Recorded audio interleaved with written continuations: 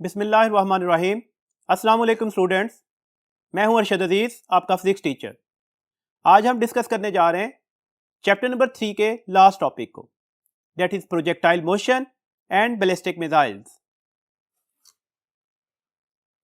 जी students, आज का हमारा पहला टॉपिक है प्रोजेक्टाइल मोशन।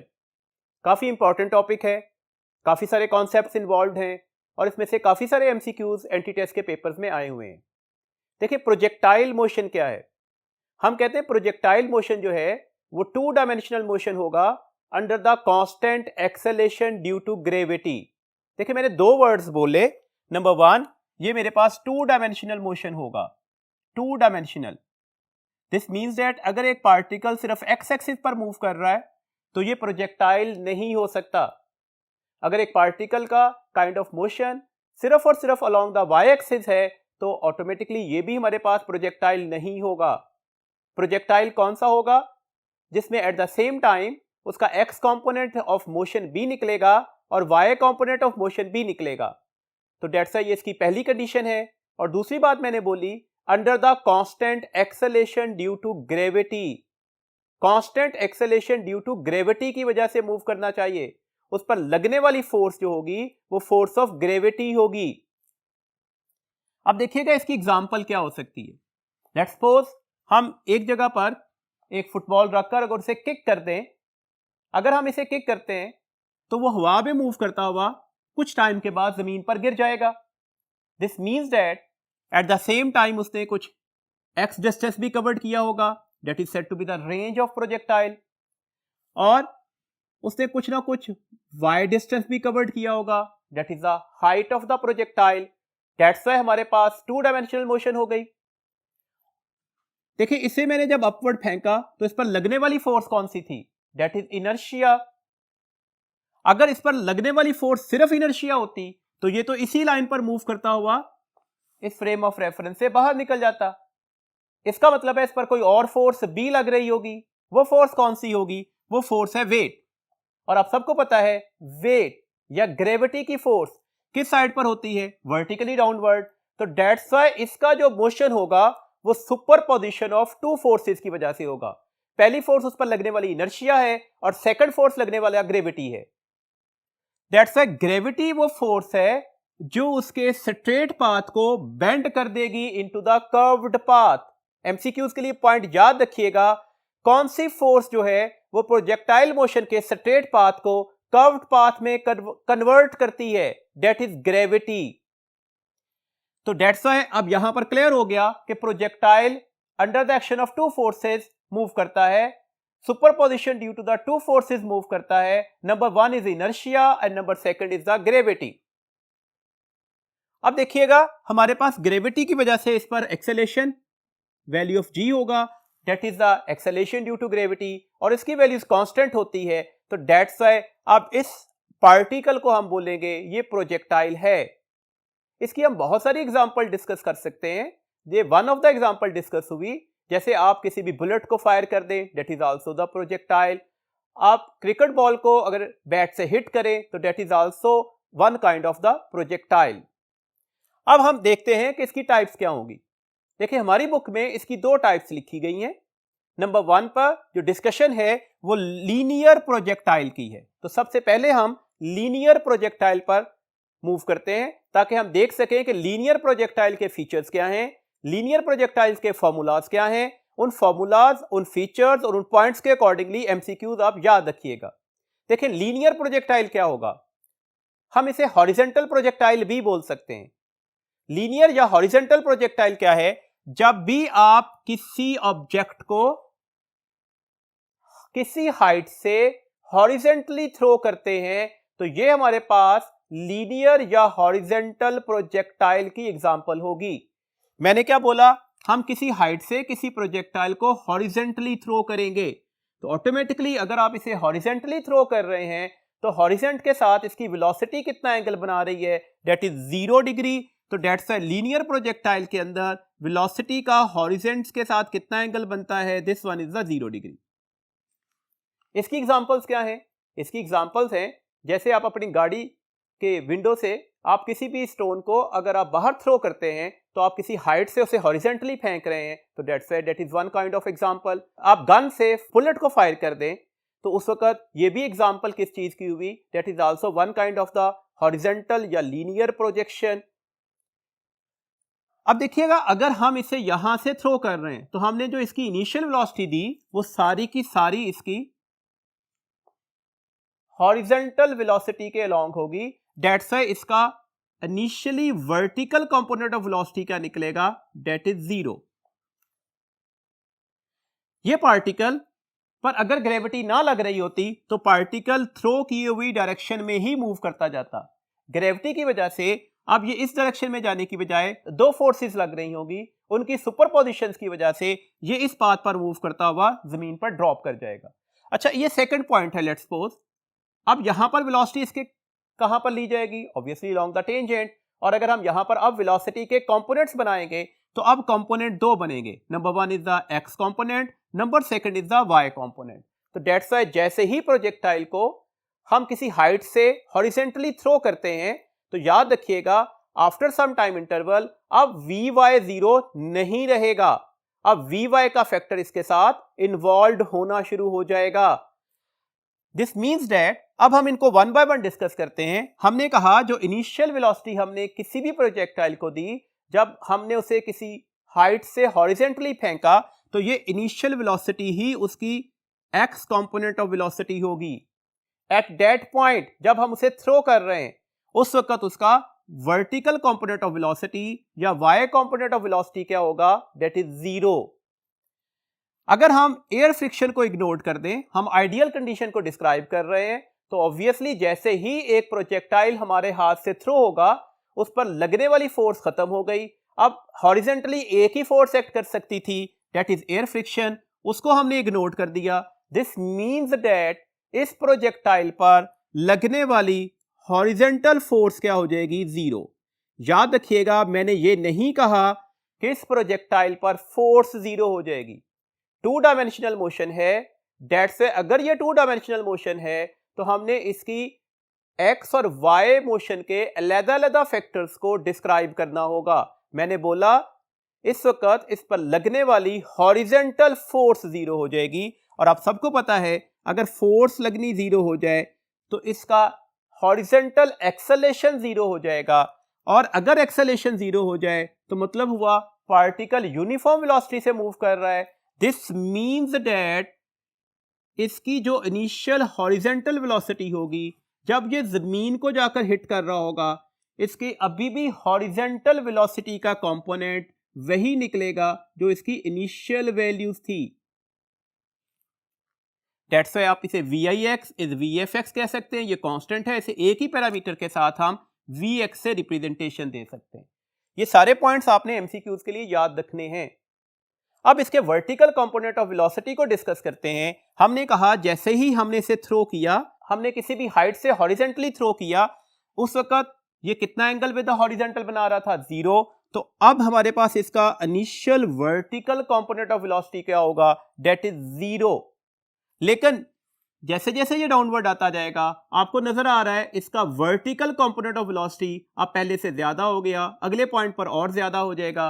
तो दैट्स व्हाई इसका vertical component of velocity continuously increase कर रहा होगा। ये कब मैक्सिमम हो जाएगा, Vy की वैल्यूज कब मैक्सिमम होगी, जब ये हिट कर रहा होगा ग्राउंड को at that point. That's why अगर हम इस प्रोजेक्टाइल की वेलोसिटी को डिस्कस करना चाह रहे हैं तो आपको पता है अब इसके दो कंपोनेंट्स निकले, एक इसका वेलोसिटी का हॉरिजेंटल कंपोनेंट है और एक इसकी वेलोसिटी का वर्टिकल कंपोनेंट है। किसी भी लम्हे पर जब हम वेलोसिटी लेना चाहेंगे तो Vx² plus Vy² whole square root आएगा। अब इसकी वेलोसिटी को ऑटोमेटिकली Vx ने डिसाइड नहीं करना, Vx तो कांस्टेंट है, तो इसकी वेलोसिटी का फैक्टर किससे डिसाइड होगा, Vy से। अभी हमने डिस्कस किया इसकी डाउनवर्ड मोशन के अकॉर्डिंगली इसका Vy कंपोनेंट कंटिन्यूअसली इंक्रीज कर रहा होगा। अगर ये कंपोनेंट कंटिन्यूअसली इंक्रीज कर रहा है तो इसका मतलब हुआ इसकी वेलोसिटी भी कंटिन्यूअसली इंक्रीजिंग वेलोसिटी होगी। वेलोसिटी कांस्टेंट नहीं है, horizontal component of velocity constant है। वेलोसिटी को डिसाइड करेगा वर्टिकल कंपोनेंट ऑफ वेलोसिटी। जो feature vertical component of velocity में नजर आएंगे वही फीचर आपको वेलोसिटी में नजर आने चाहिए। Vertical component of velocity gradually increasing velocity होगी, तो दैट्स व्हाई इसकी वेलोसिटी भी ग्रेजुअली इंक्रीज कर रही होगी। दिस मींस दैट इस प्रोजेक्टाइल की वेलोसिटी कब मैक्सिमम होगी, जब वो हिट कर रहा होगा ग्राउंड को। अब इसके फर्दर दो फीचर्स पढ़ते हैं। दो फॉर्मूलाज हमारी बुक में लिखे हुए, उन्हीं फॉर्मूलाज पर कुछ क्वेश्चंस आ सकते हैं, मैथमेटिकल क्वेश्चंस हैं, उन्हीं के डिस्क्रिप्शंस लेते हैं। देखिए हमारे पास ये इसका कौन सा कंपोनेंट है, ये इसका वर्टिकल कंपोनेंट है। अगर हम इसकी डिस्टेंस की बात करें तो ये वर्टिकल डिस्टेंस हुआ। इसका फॉर्मूला क्या बनेगा, अगर हम वर्टिकल डिस्टेंस निकालना चाह रहे हैं तो हमारे पास सेकंड इक्वेशन ऑफ मोशन लगी, s is equal to the VIT plus half AT square.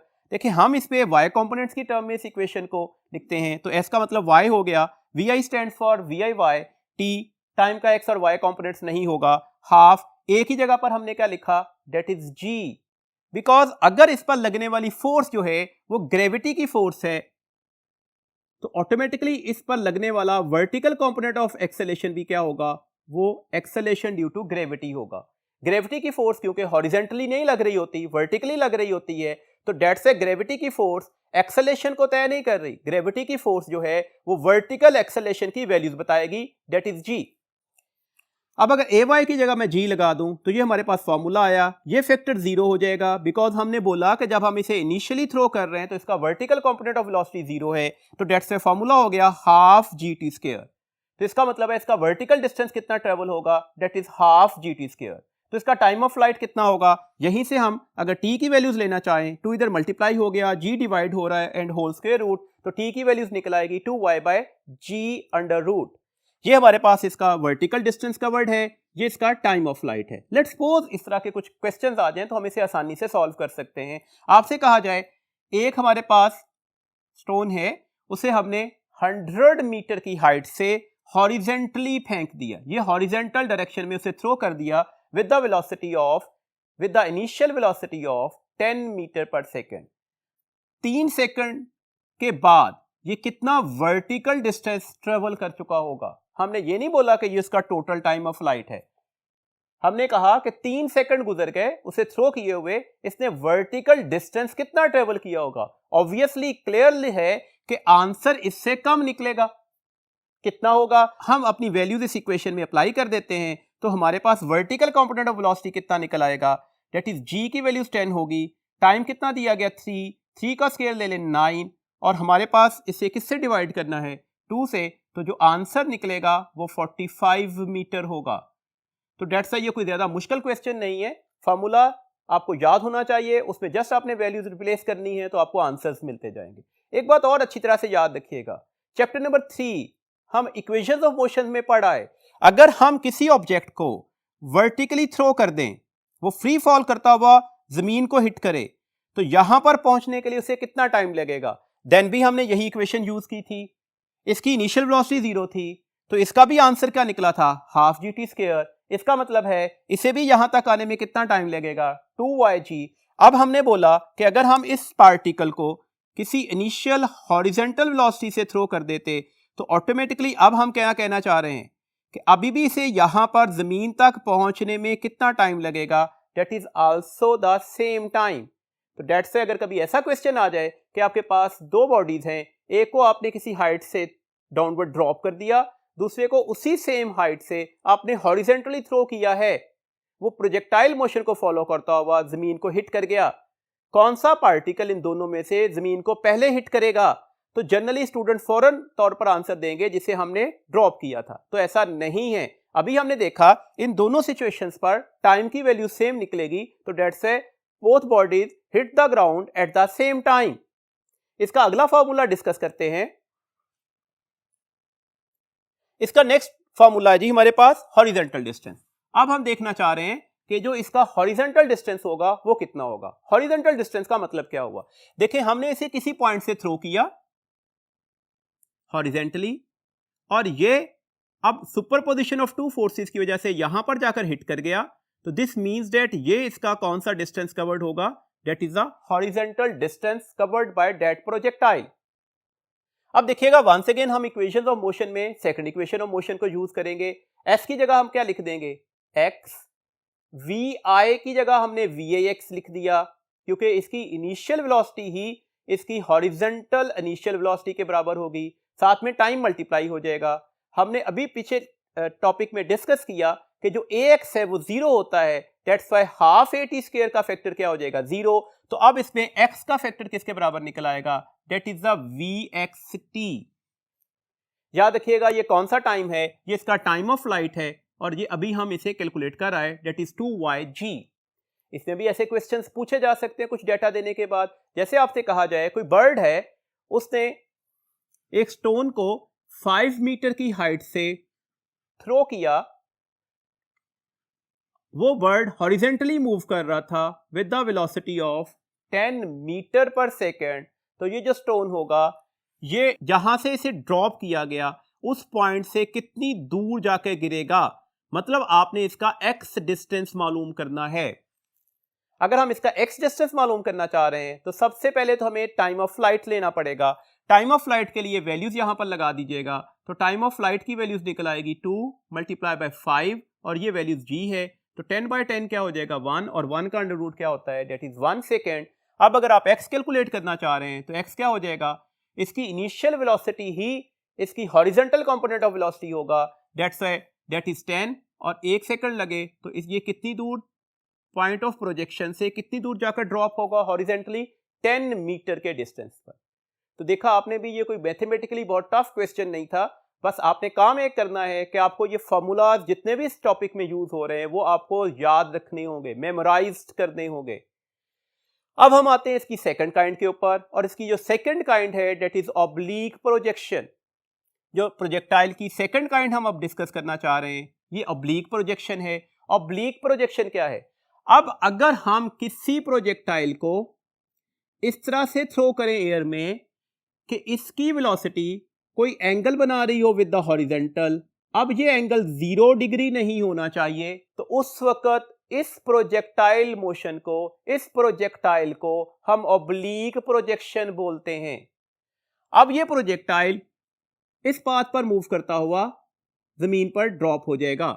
इसकी एग्जांपल अभी हम डिस्कस भी कर रहे हैं, जैसे हमने कहा कि अगर हम एक फुटबॉल को किक कर दें, मैंने अभी बोला अगर हम किसी भी क्रिकेट बॉल को हिट करते हैं with the help of the cricket bat, तो वो भी यही काइंड ऑफ मोशन होगी। ये इसका जनरल रिलेशन है।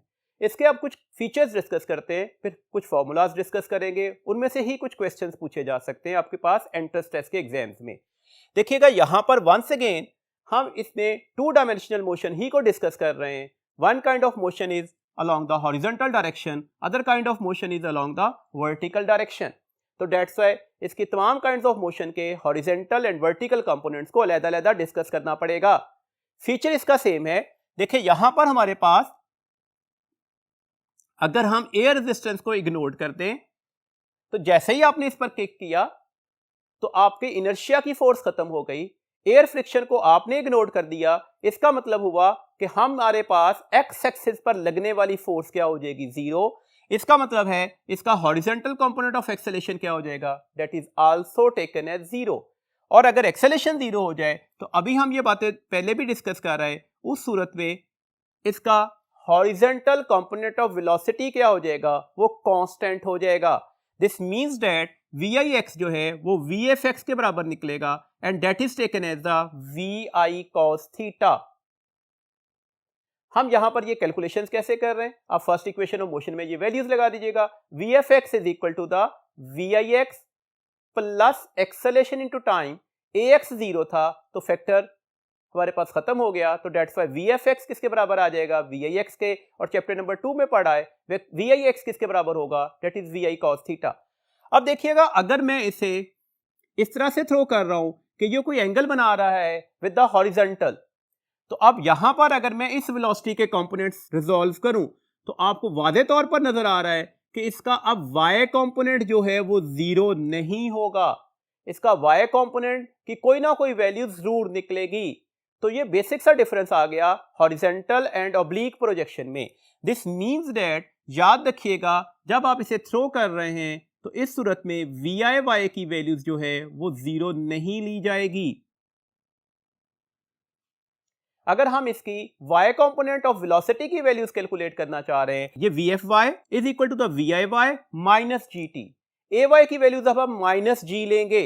रीजन, अगर आप इस पूरे प्रोजेक्टाइल मोशन को देख रहे हैं, ये हमने ऑलरेडी डिस्कस भी किया था कि अंडर ग्रेविटी जब वेलोसिटी और टाइम का ग्राफ बनता है तो उसका स्लोप हमेशा नेगेटिव लिया जाएगा, और वेलोसिटी टाइम ग्राफ का जो स्लोप होता है वही एक्सेलेरेशन होगा। तो डेट्स वाई यहां पर g की वैल्यूज हम नेगेटिव लगाएंगे। तो डेट्स वाई हमारे पास आइदर द अपवर्ड मोशन हो या डाउनवर्ड मोशन हो, वर्टिकल कंपोनेंट ऑफ वेलोसिटी के लिए g की वैल्यूज अगर हम माइनस लगा दें तो vfy किसके बराबर आ जाएगा, vi sin theta minus gt के। तो ये हमारे पास इसकी फाइनल वेलोसिटी का कंपोनेंट बन गया। अब देखिएगा, अब वेलोसिटी पर क्या फर्क पड़ेगा। अभी भी हमारे पास जो वेलोसिटी है वो किसके बराबर निकलेगी, किसी भी लम्हे पर वेलोसिटी उसके x कंपोनेंट का स्क्वायर प्लस y कंपोनेंट का स्क्वायर होल अंडर रूट के बराबर होगी। वंस अगेन वेलोसिटी को डिसाइड नहीं करना vx ने, vx तो कांस्टेंट है, तो वेलोसिटी को डिसाइड कौन सी चीज कर रही होगी, वेलोसिटी को डिसाइड करेगी vy का कंपोनेंट। जैसे जैसे ये पार्टिकल अपवर्ड जा रहा होगा यहां से लेकर यहां तक, इसका y कंपोनेंट क्या कर रहा होगा, कंटिन्यूअसली डिक्रीज कर रहा होगा till it reaches its maximum height. At that point इसका y कंपोनेंट ऑफ वेलोसिटी क्या हो जाएगा, जीरो हो जाएगा। इस पॉइंट के बाद ये प्रोजेक्टाइल दोबारा डाउनवर्ड मूव कर रहा है, तो यहां से लेकर यहां तक के मोशन के लिए इसका y कंपोनेंट ऑफ वेलोसिटी क्या कर रहा होगा, वो बढ़ रहा होगा। दिस मींस दैट जब तक प्रोजेक्टाइल अपवर्ड मोशन में होगा, क्योंकि y component of velocity decrease कर रहा है तो इसकी वेलोसिटी भी डिक्रीज कर रही होगी। एट मैक्सिमम हाइट पर जाकर हमारे पास y कंपोनेंट ऑफ वेलोसिटी क्या हो जाएगा, जीरो हो जाएगा। मैंने ये नहीं कहा कि वेलोसिटी जीरो हो जाएगी, मैंने बोला y component of velocity zero हो जाएगा। इस पॉइंट के बाद ये पार्टिकल, ये प्रोजेक्टाइल अब डाउनवर्ड मोशन को फॉलो करेगा, तो डाउनवर्ड मोशन में इसका y कंपोनेंट ऑफ वेलोसिटी हर लम्हे पर इंक्रीज कर रहा होगा, दैट्स व्हाई इसकी वेलोसिटी भी इंक्रीज कर रही होगी। इसका मतलब हुआ इस पार्टिकल की वेलोसिटी किन पॉइंट्स पर मैक्सिमम होगी, तो प्रोजेक्टाइल की वेलोसिटी जब उसे लॉन्च किया जा रहा होता है और जब वो हिट कर रहा होता है ग्राउंड को, at these two points maximum होगी, क्योंकि इन दोनों पॉइंट्स के ऊपर vertical component of velocity maximum होता है। इसका मतलब हुआ कि आप लॉन्चिंग और लैंडिंग पॉइंट की अगर बात कर रहे हैं, वहां पर वेलोसिटी ऑफ प्रोजेक्टाइल अगर मैक्सिमम है तो किनेटिक एनर्जी ऑफ प्रोजेक्टाइल भी इसी पॉइंट्स पर मैक्सिमम निकलेगी। एक बात और याद रखिएगा अच्छी तरह से, आपको नजर आ रहा है यहां पर सारी की सारी वेलोसिटी जो है वो x के अलोंग है। अगर आप इस इक्वेशन में vy की वैल्यू जीरो लगा दें, vy की वैल्यूज क्यों जीरो लगाई, क्योंकि मैक्सिमम हाइट पर जाकर vy जीरो हो गया। डेट से अगर ये फैक्टर जीरो लगा दें तो v किसके बराबर हो जाएगा, vx square whole under root, square से स्क्वायर रूट कैंसिल हो गया, तो डेट से मैक्सिमम हाइट के ऊपर वेलोसिटी जो है वो हॉरिजॉन्टल कंपोनेंट ऑफ वेलोसिटी के बराबर होती है। कॉमन सी मिस्टेक होती है, स्टूडेंट से क्वेश्चन पूछा जाता है कि मैक्सिमम हाइट के ऊपर वेलोसिटी ऑफ प्रोजेक्टाइल क्या होगी, तो फौरन से पहले आंसर होता है जीरो। तो मैं इसलिए बार बार डिस्कस कर रहा हूं, वेलोसिटी जीरो नहीं है, vertical component of velocity zero है। अब अगर वेलोसिटी जीरो नहीं है तो इसका मतलब है इस पॉइंट के ऊपर किनेटिक एनर्जी भी जीरो नहीं होगी। अभी किनेटिक एनर्जी के फीचर्स हम डिस्कस भी कर लेते हैं, लेकिन ये पॉइंट याद रखिएगा, मैक्सिमम हाइट पर कौन सी चीज जीरो होती है, ना वेलोसिटी जीरो है ना किनेटिक एनर्जी जीरो है, सिर्फ एक फैक्टर जीरो है, and that is the vertical component of velocity.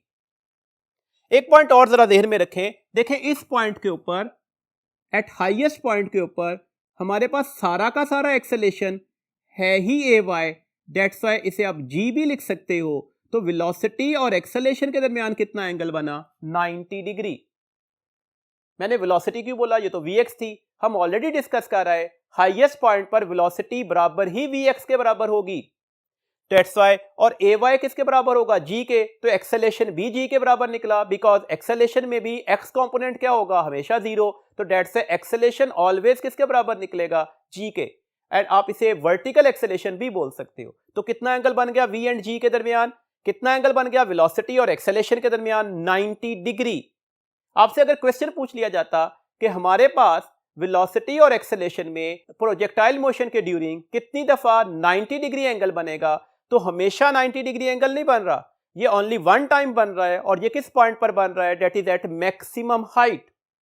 हाँ, इसी क्वेश्चन को पूछा जाता कि हमारे पास एक्सेलेरेशन ऑफ प्रोजेक्टाइल और horizontal component of velocity of projectile के दरमियान 90 degree angle during the projectile motion कितनी दफा बनेगा, तो ईच एंड एवरी पॉइंट पर, क्योंकि हॉरिजॉन्टल कंपोनेंट ऑफ वेलोसिटी तो हमेशा हॉरिजॉन्टल के अलोंग होगी और एक्सेलेरेशन ऑफ प्रोजेक्टाइल हमेशा अलोंग द वर्टिकल एक्सिस निकलेगा, तो दैट्स व्हाई ये एंगल हमेशा 90 डिग्री होगा। अब देखिएगा इसके हम कुछ पॉइंट्स डिस्कस करते हैं और ये जो पॉइंट्स हैं हमारे पास, ये मैंने वंस अगेन बोले कि आपने एमसीक्यूज के लिए याद रखने हैं। हाईएस्ट पॉइंट के ऊपर क्या होगा, Vy 0 होगा, Vx 0 नहीं होगा, दैट्स व्हाई Vb 0 नहीं होगी, this means that kinetic energy भी 0 नहीं होगी। अब देखिएगा काइनेटिक एनर्जी x क्या होगी, half mvx square, kinetic energy y क्या होगी, half mvy square. In other words मैंने कहा कि प्रोजेक्टाइल की जो काइनेटिक एनर्जी होगी उसके दो कंपोनेंट्स निकलेंगे, एक हॉरिजॉन्टल डायरेक्शन का और दूसरा वर्टिकल डायरेक्शन का। हॉरिजॉन्टल डायरेक्शन की kinetic energy obviously horizontal velocity तय कर रही होती है, वर्टिकल कंपोनेंट की kinetic energy obviously vertical velocity तय करेगी। अब एक पॉइंट है, बहुत इंपॉर्टेंट पॉइंट है, अक्सर गलती हो जाती है स्टूडेंट से। देखें क्वेश्चन डिस्कस कर रहे हैं, लेट्स सपोज आपसे ये कहा जाए एक प्रोजेक्टाइल को जब हमने इनिशियली एयर में थ्रो किया सच दैट वो कितना हॉरिजॉन्टल के साथ एंगल बना रहा है 45 डिग्री, तो उस वक्त उसकी काइनेटिक एनर्जी जो थी वो 200 जूल थी। क्वेश्चन है स्टूडेंट से कि हमारे पास आप ये बता दें कि इस पॉइंट के ऊपर, हाईएस्ट पॉइंट के ऊपर इसकी काइनेटिक एनर्जी कितनी होगी और इसकी पोटेंशियल एनर्जी कितनी होगी। तो हमारे पास law of conservation of energy में स्टूडेंट को बहुत अच्छी तरह से ये फॉर्मूला याद होता है कि हाईएस्ट पॉइंट के ऊपर सारी की सारी काइनेटिक एनर्जी जो है वो पोटेंशियल एनर्जी में कन्वर्ट हो जाती है। तो फौरन से पहले आंसर दिया जाएगा, इसकी काइनेटिक एनर्जी होगी जी 0 जूल, जबकि इसकी पोटेंशियल एनर्जी कितनी हो जाएगी, दैट इज 200 जूल। आंसर गलत हो गया। ये उस सूरत में होता अगर यहां पर सारी की सारी काइनेटिक एनर्जी पोटेंशियल एनर्जी में कन्वर्ट हो रही होती। अभी हम यहां पर डिस्कस करके आ रहे हैं कि अगर आप मैक्सिमम हाइट पर चले जाएं तो उस वक्त Vx 0 नहीं होता। अगर Vx 0 नहीं है तो काइनेटिक एनर्जी का x कंपोनेंट भी 0 नहीं होगा। दिस मींस दैट यहां पर काइनेटिक एनर्जी जो होगी वो kinetic energy of the x component ही के बराबर निकलेगी, जबकि मैक्सिमम हाइट पर क्योंकि Vy 0 हो जाता है, दैट्स वाई इसका y कंपोनेंट ऑफ वेलोसिटी जो है वो 0 हो चुका होगा और सिर्फ ये कंपोनेंट ऑफ काइनेटिक एनर्जी जो है ये कन्वर्ट करेगा पोटेंशियल एनर्जी में। तो total kinetic energy potential energy में कन्वर्ट नहीं करेगी, सिर्फ काइनेटिक एनर्जी का y कंपोनेंट पोटेंशियल एनर्जी में कन्वर्ट करेगा। अब हम इस क्वेश्चन को सॉल्व कैसे करेंगे, इसके मैं शॉर्टकट फॉर्मूलाज लिख देता हूं। अगर आपको kinetic energy at highest point लेना होगा तो वो initial kinetic energy into the cos square theta होगा। कितना एंगल है जी 45 डिग्री। कॉस ऑफ 45 किसके बराबर होता है, आप सबको पता है, दैट इज 1/2 अंडर रूट, और 1/2 अंडर रूट का अगर हम स्केयर ले लें तो दैट इज 1/2। 200 से 2 को डिवाइड करते हैं तो जो आंसर है वो 100 जूल्स निकल आएगा। Potential energy at highest point कैसे ली जाएगी, तो इसका शॉर्टकट फॉर्मूला याद रखिएगा, एमसीक्यूज में आपको हेल्प आउट करेगा। That is kinetic energy initial multiply by the sine square theta. अब थीटा क्या है 45 degree, sine of 45 once again किसके बराबर होता है 1/2 अंडर रूट। अगर आप इसका स्केयर ले लें तो ये 1/2 होगा, 200 डिवाइडेड बाय 2 ये भी क्या हो जाएगी 100 जूल। इसका मतलब है इस क्वेश्चन का करेक्ट आंसर क्या होगा, इसकी काइनेटिक एनर्जी कितनी होगी, that is 100 joule, not the 0। इसकी पोटेंशियल एनर्जी क्या होगी, कौन सी काइनेटिक एनर्जी पोटेंशियल में कन्वर्ट की, इसका ओनली द y कंपोनेंट। जो वैल्यूज थी पोटेंशियल एनर्जी की वो क्या निकली 100 जूल, तो दैट्स व्हाई ये भी कितनी होगी 100 जूल ही होगी। तो that's why this one is the correct option. अब यहां से एक बात याद रखिएगा, हमने देखा इसे इनिशियल कितनी काइनेटिक एनर्जी से हमने थ्रो किया 200 जूल। हमारे पास यहां पर काइनेटिक और पोटेंशियल एनर्जीज की वैल्यूज क्या आ गई 100 और 100 जूल। तो यहां से भी कंफ्यूज मत होइएगा कि हमेशा हाईएस्ट पॉइंट के ऊपर जाकर काइनेटिक एनर्जी जिससे थ्रो किया गया वो हमारे पास आधी काइनेटिक एनर्जी रह जाएगी और आधी पोटेंशियल एनर्जी हो जाएगी। ऐसा कतई नहीं है। ये फैक्टर कोसाइन ऑफ एंगल और साइन ऑफ एंगल पर डिपेंड करता है। कोइंसिडेंट था 45 डिग्री के ऊपर कॉस थीटा और साइन थीटा की वैल्यू सेम थी, दैट्स व्हाई ये kinetic energy half of divide हो गई। अगर ये एंगल 30 डिग्री होता तो आपको वादे तौर पर नजर आ रहा है कॉस ऑफ 30 का आंसर साइन ऑफ 30 के बराबर नहीं होगा, तो दैट्स व्हाई अब यहां पर जो एनर्जी है वो एक डिफरेंट फॉर्मेशन में डिस्ट्रीब्यूट होगी। उसके एंगल के अकॉर्डिंगली आप ये प्रैक्टिस भी कर सकते हो। जी, हमारे पास अब बुक के कुछ फॉर्मूलाज लिखे हुए हैं। अब हम उस फॉर्मूला को डिस्कस कर लेते हैं, उसके अकॉर्डिंगली जो क्वेश्चंस आ सकते हैं उसे भी डिस्क्राइब कर लेते हैं। देखिए, हमारे पास सबसे पहला फॉर्मूला लिखा हुआ है हाइट ऑफ प्रोजेक्टाइल का। हाइट ऑफ प्रोजेक्टाइल का मतलब है कि हम यहां पर जब हम प्रोजेक्टाइल को थ्रो करेंगे तो वो मैक्सिमम वर्टिकल डिस्टेंस कितना कवर कर सकता है। याद रखिएगा, अभी हम जितने भी फॉर्मूलाज डिस्कस करना चाह रहे हैं वो सारे के सारे ऑब्लीक प्रोजेक्शन के हैं। बुक में फॉर्मूला लिखा हुआ है, ये जो हाइट है ये V I square sine square theta over 2g के बराबर होगी। दिस मीन्स दैट हाइट और वी आई स्क्वायर में डायरेक्ट रिलेशन है। अगर आप हाइट ऑफ प्रोजेक्टाइल को इंक्रीज करना चाह रहे हैं तो आपको इनिशियल वेलोसिटी को भी इंक्रीज करना पड़ेगा। लेट्स सपोज मैं इनिशियल वेलोसिटी को डबल कर देता हूं तो हाइट 4 टाइम्स बढ़ चुकी होगी। इसका जो दूसरा फैक्टर है, जो हाइट हमें नजर आ रही है वो एक्सेलेरेशन ड्यू टू ग्रेविटी के साथ इनवर्स रिलेशन में है। दिस मीन्स दैट अगर हम ग्रेविटी की वैल्यूज को कम कर दें तो प्रोजेक्टाइल ज्यादा बड़ी हाइट को अटेन कर सकता है। मतलब अगर मैं आपसे ये कहूं कि मेरे पास दो प्रोजेक्टाइल्स हैं, हमने उसे एक ही स्पीड से एक प्रोजेक्टाइल को अर्थ पर थ्रो किया और दूसरे प्रोजेक्टाइल को उसी स्पीड से मून की सरफेस पर थ्रो किया है, कौन सा प्रोजेक्टाइल ज्यादा बड़ी हाइट अटेन करेगा? तो आप सबको पता है मून पर acceleration due to gravity compare to the earth कम होता है, तो दैट्स व्हाई ऐसा प्रोजेक्टाइल जो हमने मून से थ्रो किया होगा वो ज्यादा हाइट अटेन करेगा एज कंपेयर टू द ऐसा प्रोजेक्टाइल जो हमने अर्थ सरफेस पर थ्रो किया था। इसमें हमारे पास अगला पॉइंट याद रखिएगा, हाइट कब मैक्सिमम निकलेगी? अगर वी आई और जी को कांस्टेंट ले लिया जाए तो आपको नजर आ रहा है हाइट की जो वेरिएशन है वो साइन स्क्वायर थीटा के साथ है। In other word sine variable है। साइन कब मैक्सिमम होता है? 90 डिग्री पर। दिस मीन्स दैट जब आप किसी प्रोजेक्टाइल को 90 डिग्री पर थ्रो करते हैं तो ये हमारे पास मैक्सिमम हाइट को अटेन करेगा। ऑब्वियसली जब आप इसे 90 डिग्री पर थ्रो करोगे तो ये वर्टिकल एक्सिस वाई एक्सिस पर मूव कर रहा होगा, तो हम इसे one of the special case of the projectile consider कर सकते हैं। नेक्स्ट जो फॉर्मूला है that is the time of flight. Time of flight का मतलब क्या है? टाइम ऑफ फ्लाइट का मतलब है कितनी देर तक ये प्रोजेक्टाइल हवा में रहेगा। आप इस तरह से भी कह सकते हैं that is the time required, कहां से कहां तक, when a projectile is thrown from the launching point to the landing point। Important point है, launching and landing point same level पर होने चाहिए। इसका फॉर्मूला क्या निकला? इसका फॉर्मूला हमारे पास है T is equal to the 2vi sin theta over g। जब आप किसी प्रोजेक्टाइल को थ्रो कर रहे होगे तो यहां पर अगर हम इसे टाइम के अकॉर्डिंगली डिवाइड करें तो आपको दो पार्ट्स बनते हुए नजर आ रहे हैं। पहला पार्ट है इसका वो टाइम जब वो लॉन्चिंग पॉइंट से मैक्सिमम हाइट तक गया। इसका दूसरा पार्ट है जो वो मैक्सिमम हाइट से लैंडिंग पॉइंट तक आ रहा है। इसका मतलब है अगर मुझे मैक्सिमम हाइट पर जाने का टाइम कहा जाता तो मैं अब क्या करता, टाइम ऑफ फ्लाइट को 2 से डिवाइड कर देता। और अगर हम टाइम ऑफ फ्लाइट को 2 से डिवाइड करेंगे तो 2 का फैक्टर 2 से कट जाएगा, तो that is the time taken by the projectile to reach the maximum height. That is the time taken by the projectile from the launching to the landing point. इसको भी अगर आप फोकस कर रहे हैं फॉर्मूला को तो आपको नजर आ रहा है टाइम ऑफ फ्लाइट और इनिशियल वेलोसिटी के दरमियान डायरेक्ट रिलेशन। मतलब अगर आप इनिशियल वेलोसिटी की वैल्यूज को बढ़ा दें तो टाइम ऑफ फ्लाइट भी बढ़ जाएगा।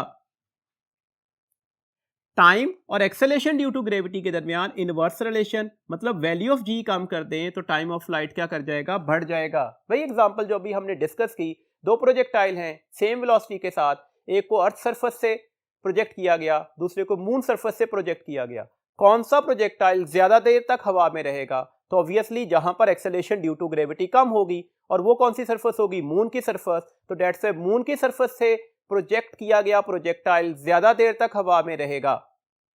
इसमें एक और बात याद रखिएगा, टाइम कब मैक्सिमम हो सकता है। ये कंडीशन हम उस वक्त अप्लाई कर रहे हैं जब हम इनिशियल वेलोसिटी और एक्सेलरेशन ड्यू टू ग्रेविटी को कांस्टेंट करेंगे।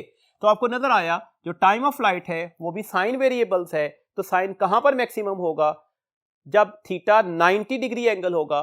तो इसका मतलब है जब हम थीटा 90 डिग्री पर चले जाएंगे, ये ऑलरेडी डिस्कस हो चुका है, एक स्पेशल केस डिस्कस किया जा सकता है, उस वक्त प्रोजेक्टाइल का टाइम ऑफ फ्लाइट जो होगा वो मैक्सिमम लिया जाता है। इसका अगला फॉर्मूला हमारे पास है range of projectile. Range of projectile क्या है? That is the maximum horizontal distance covered by the projectile. ये एक्चुअली हॉरिजॉन्टल डिस्टेंस है, वो हॉरिजॉन्टल डिस्टेंस जो प्रोजेक्टाइल कवर करता है, इसे हम रेंज बोलते हैं। रेंज के लिए हमारे पास फॉर्मूला क्या है? रेंज का फॉर्मूला है हमारे पास vi square 2 sin theta cos theta over g। 2 sin theta cos theta पर अगर हम ट्रिग्नोमेट्रिक फॉर्मूला लगा दें तो ये साइन ऑफ 2 थीटा लिखा जा सकता है। दैट से आपने फॉर्मूला ये याद रखना है, that is r is equal to the vi square sine of 2 theta divided by g। r का फैक्टर भी दो चीजों पर डिपेंड कर रहा है। Number one, r directly proportional होगी इनिशियल वेलोसिटी के स्क्वायर के। Number second, r inversely proportional होगी एक्सेलरेशन ड्यू टू ग्रेविटी के। r किस एंगल पर मैक्सिमम होगा? तो अगर हमें r को मैक्सिमम करना चाह रहे हैं तो हमारे पास साइन ऑफ 2 थीटा का फैक्टर क्या निकल आएगा? 1। अगर साइन ऑफ 2 थीटा का फैक्टर 1 निकल आए तो r मैक्सिमम की वैल्यूज क्या निकल आएगी? vi square by g। ये फॉर्मूला भी याद रखिएगा। साइन ऑफ 2 थीटा 1 का मतलब क्या है? 2 थीटा 90 के बराबर निकलेगा। दैट्स व्हाई थीटा क्या हो जाएगा? 45 डिग्री। अब याद रखिएगा, एक प्रोजेक्टाइल अपनी मैक्सिमम रेंज का अटेन करेगा जब हम उसे किस एंगल पर प्रोजेक्ट करेंगे? 45 डिग्री पर। इसमें अगर क्वेश्चन पूछ लिया जाए मैक्सिमम रेंज अटेन करने के लिए थीटा क्या होगा? That is 45 degree. और अगर क्वेश्चन ऐसे होता कि मैक्सिमम रेंज लेनी है, साइन ऑफ 2 थीटा की वैल्यूज क्या होगी? That is 1। अब इसमें हम कुछ पॉइंट्स याद रखते हैं ताकि उसे एमसीक्यूज में हम यूटिलाइज कर सकें। एमसीक्यूज को सॉल्व करने के लिए अगर हमारे पास जो थीटा है वो 45 डिग्री ना हो तो उस वक्त हमारे पास रेंज जो है वो मोर निकलेगी। किसके लिए? For closer theta to the 45 degree. मेरे कहने का मतलब ये है कि अगर आपसे पास क्वेश्चन दिया गया हो कि हमारे पास किस एंगल के ऊपर रेंज मैक्सिमम होगी, तो सबसे पहली ऑप्शन हम ऑब्वियसली 45 डिग्री देखेंगे। ऑप्शन में 45 डिग्री दिया ही नहीं गया, ऑप्शन में हमारे पास डिफरेंट ऑप्शंस दी गई हैं। जैसे फॉर एग्जांपल ऑप्शन है 30, 41, 42, 43, 47। अब देखें इसमें कोई भी ऑप्शन 45 डिग्री नहीं है। दैट्स व्हाई मैंने ये कंडीशन यूज की। तो अब हम देखेंगे कहां पर रेंज मैक्सिमम हो जाएगी। तो मैंने पॉइंट लिखा उस जगह पर रेंज मोर होगी जो एंगल 45 डिग्री के ज्यादा क्लोजर होगा। तो आपको नजर आ रहा है दैट इज 43 डिग्री। 45 और 43 में कितना डिफरेंस बन रहा है? 2 डिग्री का। That is also the 47 degree, क्योंकि 47 और 45 में भी कितना डिफरेंस बन रहा है? That is also the 2 degree. तो दिस मींस दैट इन दोनों एंगल्स के ऊपर, इस ऑप्शंस के अकॉर्डिंगली इन दोनों एंगल्स के ऊपर कोई भी प्रोजेक्टाइल मैक्सिमम रेंज अटेन करेगा। वंस अगेन क्लियर कर दूं, अगर ऑप्शन में 45 डिग्री नहीं है तो फिर हम कैसे ढूंढेंगे कहां पर किस एंगल पर रेंज मैक्सिमम होगी? तो हम 45 के नियरेस्ट एंगल पर जाएंगे। अगला पॉइंट याद रखिएगा, अगर हम दो प्रोजेक्टाइल्स को इस तरह से प्रोजेक्ट कर रहे हैं उनके प्रोजेक्शन एंगल्स का सम जो है वो 90 डिग्री निकल आए। मतलब अगर हम एक प्रोजेक्टाइल को 30 डिग्री पर प्रोजेक्ट कर देते हैं और सेकंड प्रोजेक्टाइल को 60 डिग्री पर प्रोजेक्ट करते हैं, तो आप देख रहे हैं इन दोनों प्रोजेक्टाइल्स के अगर हम प्रोजेक्शन एंगल्स का सम ले लें तो डेट इज 90 डिग्री। इस सिचुएशन पर रेंजेस इक्वल हो जाएंगी। दिस मींस दैट अगर ऐसा क्वेश्चन आ जाए जिसमें A B C D options में पेयर ऑफ एंगल्स दिए गए हों और आपसे क्वेश्चन ये पूछा जाए, आप ये बता दें कि किस ऑप्शंस पर बोथ प्रोजेक्टाइल की रेंज सेम होगी, तो हम इन दोनों एंगल्स को सम करेंगे। अगर आंसर 90 डिग्री निकल आए तो इसका मतलब है उस ऑप्शंस के ऊपर हमारे पास रेंजेस क्या हो जाएंगी? सेम हो जाएंगी। इसी बात को हम ऐसे भी पढ़ लेते हैं जैसे हमने यहां पर भी डिस्कस किया। अगर हम सेम अमाउंट को सब्ट्रैक्ट कर दें या ऐड कर दें 45 डिग्री में, तो देन भी हमारे पास जो आंसर निकलेगा वहां पर जो रेंज होगी वो इक्वल निकलेगी। कैसे जी? जैसे यहां पर हमारे पास कौन सी अमाउंट ली? 2 डिग्री। अगर मैं 2 डिग्री को 45 में ऐड करता हूं तो 47। अगर मैं 2 डिग्री को 45 से सब्ट्रैक्ट करता हूं तो आंसर इज 43। तो वंस अगेन आप देख लें इनका सम कितना निकल रहा है? 90 डिग्री। तो 43 और 47 पर रेंजेस सेम होंगी। तो डेट्स वाई याद रखिएगा, अगर हम सेम अमाउंट को 45 डिग्री में सम कर दें या 45 डिग्री में सब्ट्रैक्ट कर दें तो जो आंसर्स आएंगे उन दोनों आंसर्स पर भी रेंजेस सेम होती हैं।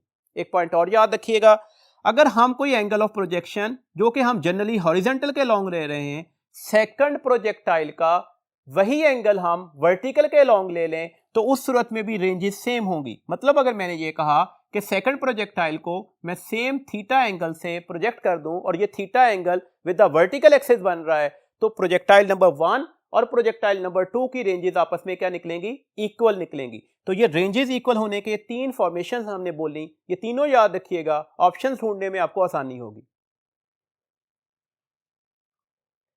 इसके अलावा अगला पॉइंट है जी हमारे पास, अभी हम डिस्कस कर रहे हैं किस एंगल के ऊपर रेंज जो है वो मैक्सिमम हो जाती है।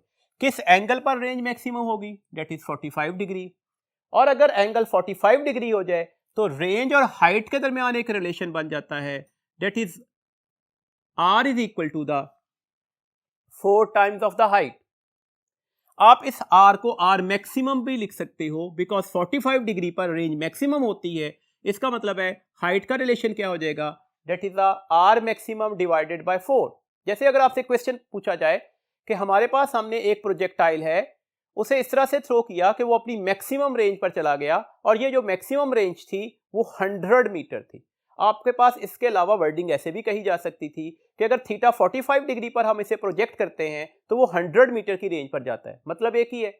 आप बता दें उस वक्त ये प्रोजेक्टाइल कितनी हाइट को अटेन कर सकता होगा। तो करना क्या होगा, जो मैक्सिमम रेंज होगी उसे हम 4 से डिवाइड कर देंगे तो हमारे पास हाइट की वैल्यू निकल आएगी। कितनी रेंज थी जी मैक्सिमम? 100 मीटर। किससे डिवाइड करेंगे? 4 से। तो हाइट कितनी अटेन कर पा रहा होगा वो प्रोजेक्टाइल? 25 मीटर की। इसमें सेकंड पॉइंट याद रखिएगा, अगर हम 45 डिग्री से ऊपर चले जाए, हम 45 डिग्री की बजाय 46, 47, 48, 49, मतलब हम 45 डिग्री से ऊपर वाले एंगल्स को डिस्कस कर रहे हैं, तो आप जैसे ही 45 से आप लार्जर एंगल पर जाएंगे रेंज कम होना शुरू हो जाएगी, जबकि हाइट क्या कर रही होगी? वो बढ़ रही होगी। बट कीप इन माइंड अभी भी रेंज की वैल्यूज जो है वो हाइट से ज्यादा ही निकलेगी क्योंकि रेंज अपनी मैक्सिमम वैल्यूज को अटेन कर चुका। अब मैक्सिमम के बाद रेंज क्या होना शुरू हो जाएगी? कम होना शुरू हो जाएगी। एक पॉइंट अगला याद रखिएगा, हमारी बुक का न्यूमेरिकल भी है, अगर थीटा 76 डिग्री हो जाए तो उस वक्त रेंज और हाइट आपस में इक्वल हो जाती हैं। अगर एंगल ऑफ प्रोजेक्शन 76 डिग्री हो तो जितनी रेंज होगी उतनी ही हाइट निकलेगी। यह भी क्वेश्चन हो सकता है, आपसे कहा जाए कि हमने एक प्रोजेक्टाइल को 76 डिग्री पर लॉन्च किया, उस वक्त उसकी हाइट 25 मीटर थी, आप बता दें रेंज क्या होगी? तो that is also the 25 metre. Next point, हमारे पास इसी से एक फार्मूला, एक और फॉर्मेशन करते हैं फार्मूला की, if R is equal to the NH, अगर हमारे पास R की जो वैल्यूज है वो n टाइम्स ऑफ H हो जाए तो जो टेंजेंट थीटा होता है वो 4 divided by n, where n क्या है? जो हमने टाइम्स ऑफ H लिया था। ये क्विक रिस्पांस होगा, आपके पास एक जनरल फार्मूला होगा, इससे आप किसी भी क्वेश्चन को आसानी से कैलकुलेट कर सकते हैं। जैसे यही पर अप्लाई करते हैं, देखिए यहां पर R किसके बराबर है? 1 टाइम्स ऑफ H के। तो डेट्स है यहां पर टेंजेंट थीटा किसके बराबर निकलेगा? That is 4 divided by 1, 4 constant है, हम जितने टाइम्स ऑफ H के बराबर होगा उससे हम डिवाइड कर देंगे। R is equal to 1H, तो डेट्स है 4 बाय 1, तो थीटा किसके बराबर निकल आया? That is the tangent inverse 4, that is also taken as the 76 डिग्री। That's why अगर आपसे क्वेश्चन पूछ लिया जाता कि हमारे पास जो R है वो 2H के बराबर है, तो अब एंगल क्या होगा? तो अब एंगल क्या होगा? Theta is equal to tangent inverse 4/2, that's tangent inverse 2 हो जाएगा। जैसे ऊपर वाली वैल्यूज में देखेंगे R 4H है, अब एंगल क्या होगा? तो यहां पर n की वैल्यूज हम क्या लगा देंगे? 4 लगा देंगे, तो ये 4/4 क्या हो जाएगा? That is 1। तो थीटा इज टेंजेंट इनवर्स 1 किसके बराबर होता है? 45 डिग्री, तो डेट इज 45 डिग्री। तो ये एक फॉर्मूला है जिसके अकॉर्डिंगली अगर आर और एच में कोई रिलेशन बताया गया हो तो हम एंगल ऑफ प्रोजेक्शन कैलकुलेट कर सकते हैं। नेक्स्ट बात याद रखिएगा, अगर हम 76 डिग्री से बड़े एंगल पर चले जाते हैं तो अब ऑब्वियसली आर जो है वो एच के तो बराबर हो गया। हमने अभी बोला 45 डिग्री से अबव वाले एंगल्स के ऊपर अब आर कंटिन्यूअसली डिक्रीज करता जा रहा होगा। इसका मतलब है जैसे ही हम 76 डिग्री से बड़े एंगल पर मूव करेंगे अब एच की वैल्यू ज्यादा निकलना शुरू हो जाएगी, जबकि आर की वैल्यूज क्या हो जाएगी, वो कम हो रही होगी।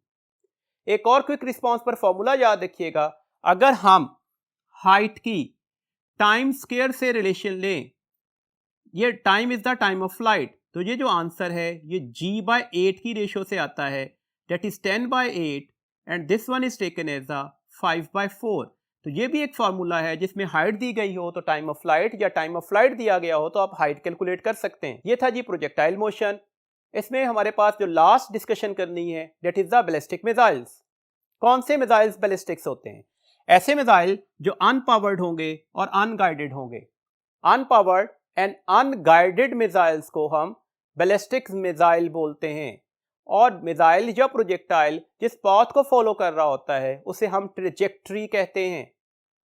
ये बात हम इस लेक्चर के शुरू में डिस्कस कर रहे हैं कि यहां पर कोई भी प्रोजेक्टाइल जो होगा उस पर दो फोर्सेस लग रही होंगी। Number one is the inertia, number second is the gravity. Gravity वो फोर्स है जो इसके स्ट्रेट पाथ को बेंड करती है कर्व्ड पाथ में। ये पॉइंट्स आपने एमसीक्यूज के लिए याद रखना है।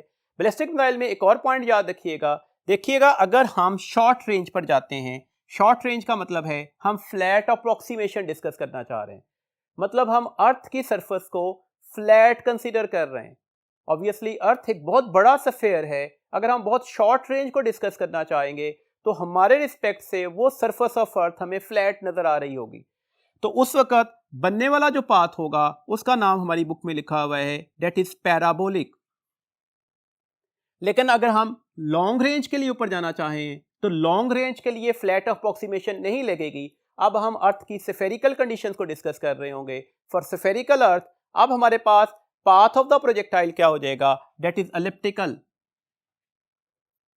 एक बात और याद रखिएगा, हमारे पास अगर हम प्रिसीजन बढ़ाना चाह रहे हैं मिसाइल्स का तो फिर हम पावर्ड और गाइडेड मिसाइल्स यूज करते हैं। This means that ballistic missiles हम सिर्फ और सिर्फ शॉर्ट रेंज के लिए यूज कर सकते हैं।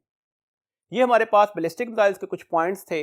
याद रखिएगा अभी तक हमने जो फार्मूलाज डिस्कस किए इसके तमाम फार्मूलाज की अच्छी तरह से प्रैक्टिस कीजिएगा, और इस फार्मूला की प्रैक्टिस के लिए आपके पास ऑलरेडी स्टेप की प्रैक्टिस वर्कशीट्स अवेलेबल हैं। ये था जी हमारा आज का लेक्चर। अपना बहुत ख्याल रखिएगा। अल्लाह हाफिज।